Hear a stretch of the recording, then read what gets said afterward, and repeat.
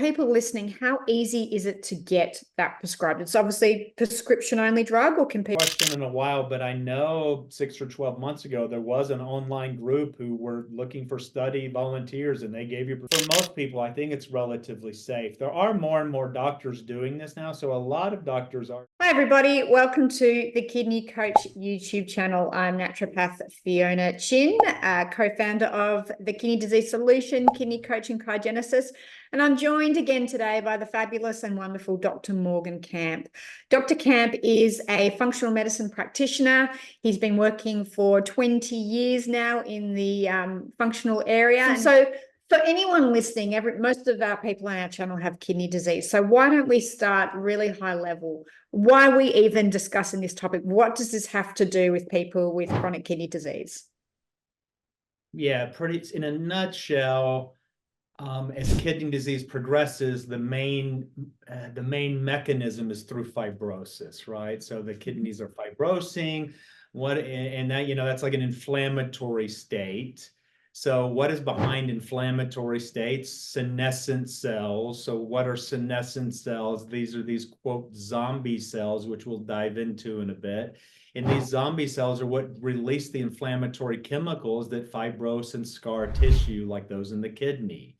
So rapamycin is what we call a cynomorphic, meaning it doesn't kill senescent cells, but it slows down the growth of senescent cells.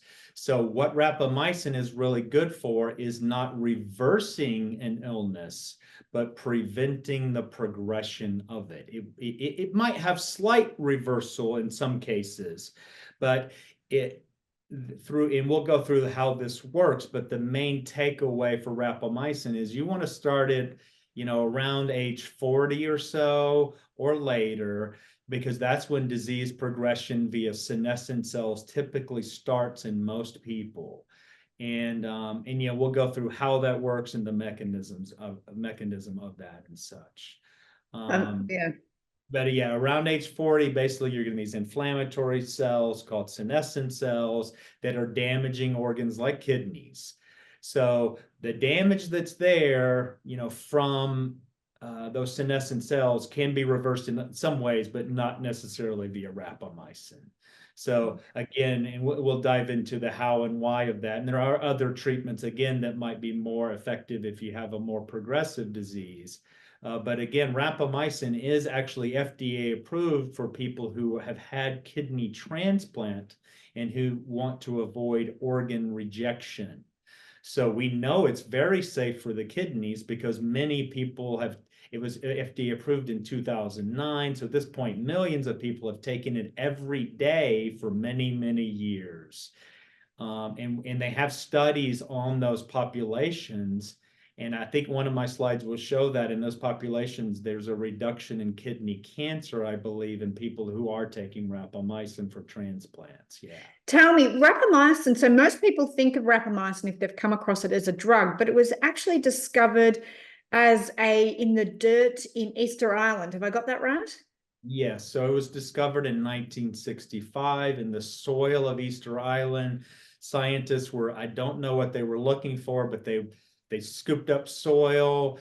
And then it's a long, fascinating story, how it happened, how they discovered it. They basically, some chemists were working for a company, and then they put it in their freezer at work. Then the company went out of business, and then they trained the chemist, like the last second, grabbed that bag out of his freezer. They didn't even discover what they had for 10, 15 years, I don't believe, and I don't remember all the details. But it took a long time for them to discover actually what they had. So it's actually an antifungal from the soil. And it's interesting that an antifungal is at the heart of treating a lot of chronic illnesses here and preventing those, interestingly enough. But yeah, the name Rapa comes from Rapa Nui, which is the native name for Easter Island.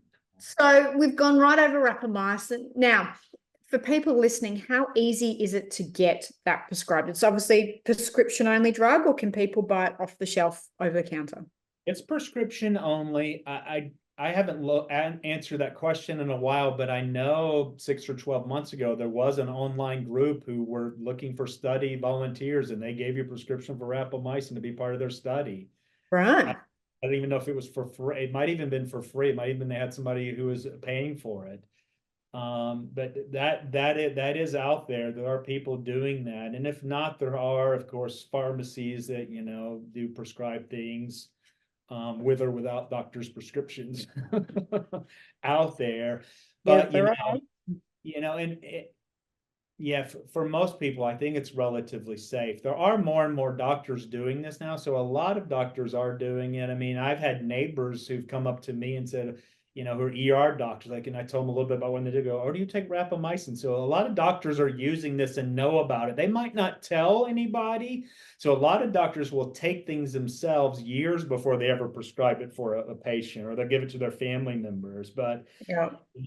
you can always ask your doctor, especially if you have a holistic minded doctor, if they know about it and if they're willing to prescribe it. And you might be surprised. Sometimes they might be willing to, because again, it is FDA approved, has a very low side effect profile. So yeah, a lot of doctors are using this now. Yeah. I'll put your website details below. If you Google Dr. Morgan Camp, his details will come up, and his actual website where you can contact him is drmorgancamp.com. If you go onto the website there, there's an intake form, and you can do a concierge service through there and give him a contact. Dr. Camp, thank you again. Remember to hit like and subscribe. That way you'll get notified anytime we put up new videos. If there's any content that you would like Dr. Camp to talk about, please put in the comments below, and I'm sure I can wrangle him back into doing another podcast for us. And remember to head to our website, www.kidneycoach.com, to find out more about what we do. In the meantime, thank you for being part of our community, and we look forward to seeing you next time. Thanks again, Dr. Camp. Really appreciate you. Thank you. Bye.